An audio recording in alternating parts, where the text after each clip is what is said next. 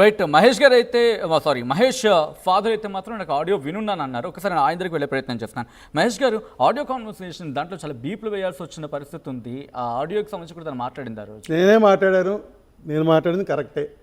నేనేమి మీ దగ్గర అబద్ధాలు లేకపోతే సర్దుకోటాకు కదా. ఏమని అడిగిందంటే నాకు నేనంటే చనువుకు ఉండేది గౌతమి.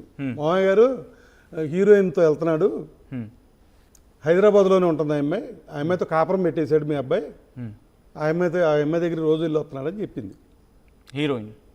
ఆ హీరోయిన్ ఓకే, అంటే చెప్పచ్చా పేరు చెప్పకూడదా? అదే ఐశ్వర్య దింకర్ సాయి హీరోయిన్. ఆ అమ్మాయిని ఉంచుకున్నాడు, కాపురం పెట్టేశాడు సెపరేట్గా అని చెప్పింది నాకు. చెప్పినప్పుడు నేను మా అబ్బాయి ఫోన్ చేసి అరా ఆ అమ్మాయితో టచ్లో ఉన్నావా, ఏంటి ఆ అమ్మాయితో సంబంధాలు ఉన్నాయా అని అడిగా. ఏం చెప్పాడు, అసలు ఆ అమ్మాయితో టచ్లో లేను, ఆ అమ్మాయి ఎక్కడుందో కూడా నాకు తెలియదు, ఎందుకు వచ్చిన గొడవ మళ్ళీ ఆ అమ్మాయితో మాట్లాడటం, లేని పోయిన గొడవలు వస్తాయి మాకు, ఆ అమ్మాయితో నేను టచ్లో లేను అని చెప్పాడు. అంతేనా, ఇంకేమని చెప్పాడు దాంట్లో? అంటప్పుడు ఇరండి సార్, అయిపోయింది. ఈ ఎలిగేషన్స్, ఈ అమ్మాయి నాకు పలానా డాక్టర్ దగ్గరికి వెళ్తున్నాడు, పలానా వాళ్ళ దగ్గరికి వెళ్తున్నారు అనుకుంటే వీళ్ళు చిన్న గొడవ పడితే వాళ్ళ నాన్నగారు నేను క్లియర్ చేసి వచ్చాం ఇద్దరం వెళ్ళి.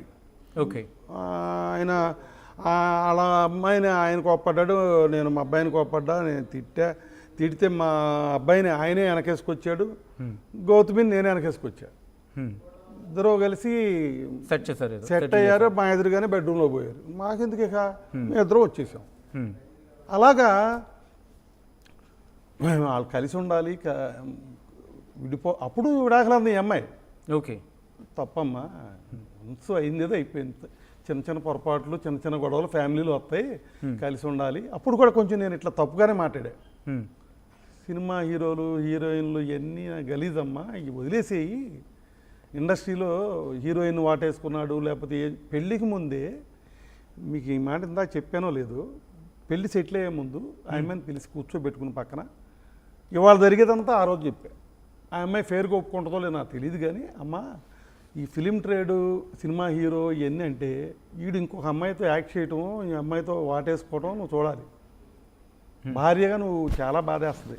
నీ హస్బెండ్ నీ ఓను వాడెళ్ళి ఇంకొక అమ్మాయిని వాటేసుకోవడం, ఇంకో అమ్మాయితో ఉండటం, లేకపోతే ఇంకో అమ్మాయితో తిరిగాడంటం ఇవన్నీ వస్తాయి, నీ ఫ్యామిలీ డిస్టర్బ్ అవుద్ది, ఇది కరెక్ట్ కాదు, ఈ మ్యాచ్ మానేమని బతిమాలే. లేదంకుల్ నేను మేనేజ్ చేసుకుంటాను. కాదమ్మా నువ్వు ఒకసారి ఇవాళ జరిగిందంతా ఆ రోజు చెప్పా పెళ్లికి ముందు. బట్ తనైతే అంటుంది, అంటే పెళ్ళైన తర్వాత కూడా బాగానే ఉన్నాడు, ప్రెగ్నెన్సీ వచ్చినంత వరకు కూడా బాగానే ఉన్నాడు, ప్రెగ్నెంట్ అయ్యాక కాస్త నేను హెవీ అయ్యాను, ఇంకా అక్కడి నుంచి చేంజ్, నాకు నువ్వంటే ఇంట్రెస్ట్ లేదు అనే రకంలో మాట్లాడాడంటూ కూడా చెప్పుకొచ్చిన సందర్భం. మీ ఫ్యామిలీకి సంబంధించి కూడా వాష్రూమ్కి వెళ్ళేందుకు ఫిజిబిలిటీ లేదు, అక్కడ ఫ్లెక్సిబిలిటీ లేదు, నన్ను ఇబ్బంది పెట్టారు, ఏదో 500 కోట్లు 600 కోట్లు ఇది ఒక అంశాన్ని తెరమే తీసుకొచ్చారు. ఎప్పుడు జరిగింది ఇదంతా? మీరేమో బాగానే ఉంది అంటున్నారు, తను కూడా బాగానే ఉంది అంటున్నారు, కానీ ప్రెగ్నెన్సీ టైం నుంచి కాస్త ఇష్యూస్ నిజంగా అప్పటి నుంచేనా? కాదండి, ఇప్పుడు వీళ్ళు కలిసి ఉన్నారు, ఓకే, కాపురం చేసుకుంటేనే పిల్లాడు పుట్టాడు అంటే మీరిద్దరు బాగున్నట్టే కదా. నువ్వు బాగున్నప్పుడే బెడ్రూమ్లో నువ్వు రికార్డింగ్లు పెట్టినట్టే కదా. నువ్వు బెడ్రూమ్లో రికార్డింగ్లు, వాడి ఫోన్ ట్రాపింగ్లు ఇవన్నీ ఏమవసరం? వాడిని నువ్వు ఎప్పుడొకప్పుడు థ్రెట్ని ఇవ్వాలో లేకపోతే వాడిని బ్లాక్మెయిల్ చేయాలని ఐడియా ఉంటే ఇవన్నీ చేయాలా. వాళ్ళకి వాళ్ళు ఒక రోజులో ఏ ఎవిడెన్స్లు రావు కదా.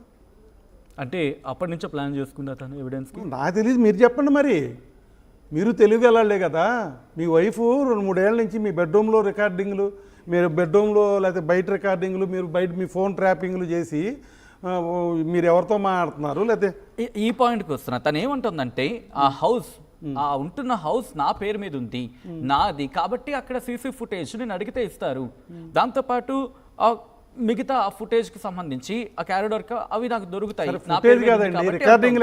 ఆ రికార్డుల గురించి చెప్తోంది. అది ఆ రికార్డింగ్సే నా పేరు మీద ఉంది కాబట్టి ఆ ఫుటేజ్ నాకు దొరుకుతుంది, అక్కడ ఉన్న సీసీ కెమెరా నుంచి నేను తీసుకోవచ్చని చెప్తోంది. అంటే మహేష్ ఎవరితో ఒక మహిళతో వెళ్తున్న వీడియో కావచ్చు, లేకపోతే వీటికి సంబంధించి ఏవో మరికొన్ని ఫ్యూచర్లో బయటపడతా ఉంది, బట్ వాటి గురించి నాకు తెలియదు. బట్ ఇప్పటి వరకు బయట చెప్తున్నా, ప్లీజ్ చెప్పండి.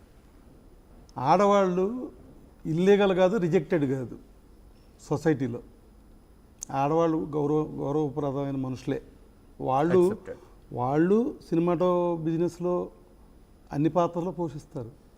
రైటర్స్ ఉన్నారు, డైరెక్టర్స్ ఉన్నారు, హీరోయిన్స్ ఉన్నారు,